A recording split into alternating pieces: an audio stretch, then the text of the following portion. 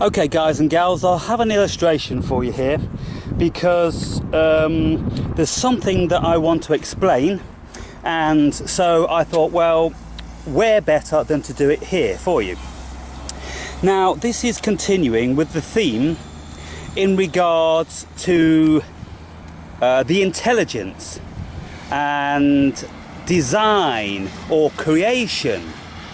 Now what I'm about to tell you here, people, is very interesting, and it would tell any discernible mind without any shadow of a doubt that consciousness actually partakes in the growth of everything on this planet. And I'm going to point out just why I came to understand this in only one of its facets. Now then, one day Paul and I, we were walking around the woods and the landscape as usual, and we came upon an embankment which went up like this onto a higher escarpment. And on this embankment, what we found was this.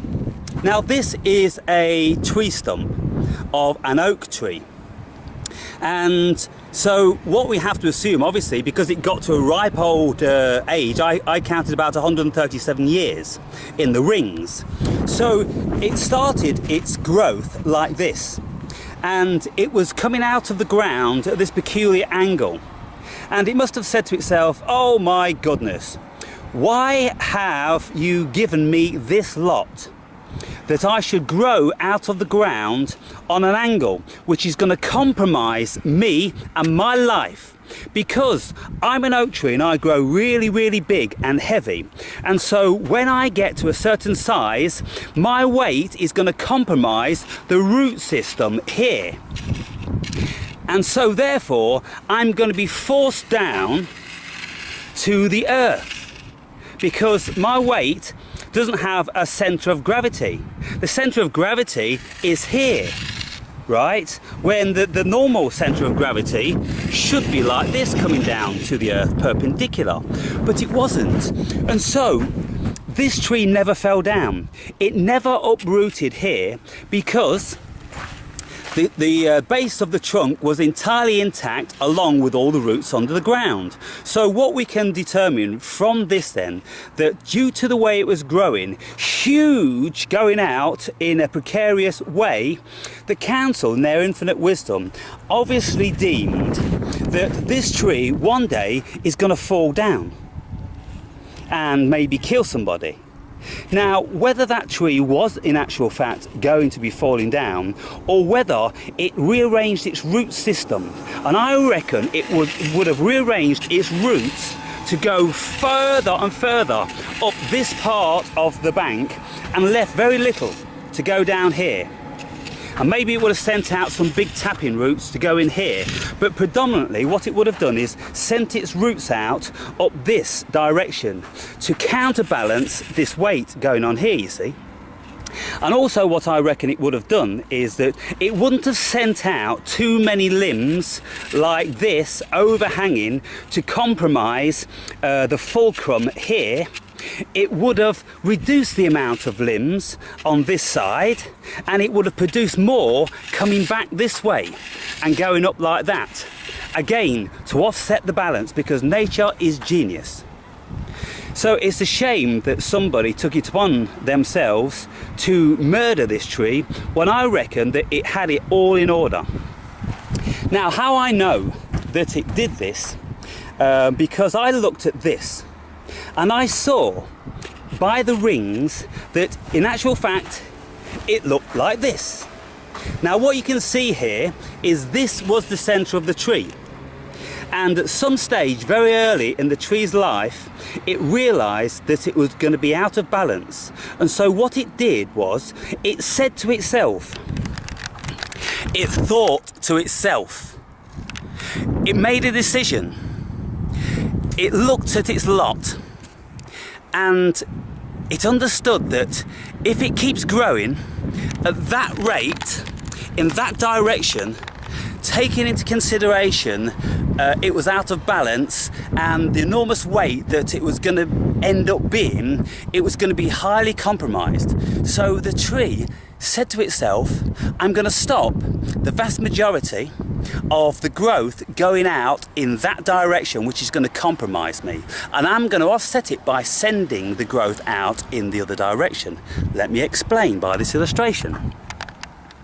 In this illustration here, you can see the center of the tree was here. Now, normally, under normal circumstances, the centre of the tree would be here, wouldn't it? Because that's the centre of its gravity, and so all of the rings around it would be equally distanced. But this tree, right, it needed to do something else. And so what I discerned from looking at this tree, which had 137 rings, was that the rings were tiny all around this area, only about a couple of millimeters thick, and when in this area they were proportionally much larger as it struggled to offset its weight to survive. Isn't that genius? That's absolutely genius. And I would speculate also, like I've mentioned before, that the majority of its limbs went in that direction as long as the roots going up in that direction as well. There'll be no point in sending roots down here because this strength is required here, the adhesion is required here to keep it pulled back. In my estimation, and hopefully in your estimation, people, if I've explained that correctly, that is exactly what that tree was. And so, from what that tree was, what I saw, a stump, with how the rings grew, then I can make certain intellectual assumptions about it. And you can say, oh, that's just chance, and that was just this, and that just that. But if you want to dismiss the enormous genius of nature, you can do that. But the more you learn about the enormous genius of nature, then you will see exactly how clever it is and how contrived it is, just like the human being. So when it's offset, its rings and its weight and its limbs and its roots in a bid to survive, it was doing nothing more than what humans do to protect themselves from any looming danger. For instance, if somebody is getting enormously overweight, then you would think that if they're an intelligent being, that the intelligence starts going, hang on, what the fuck's going on here? I'm getting enormously overweight, it's compromising my stability, it's compromising everything that I can do in this life, it's almost resulting in me being bedridden. I've got to fucking do something for my own survival. It's incredible. The trees are vastly more intelligent than most humans. You can see that, it's self-evident.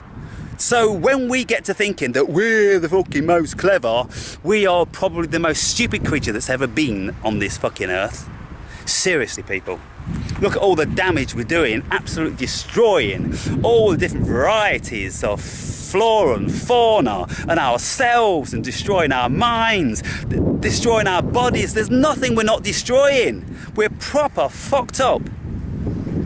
When I look at things like this, what I saw, that's what this is for me.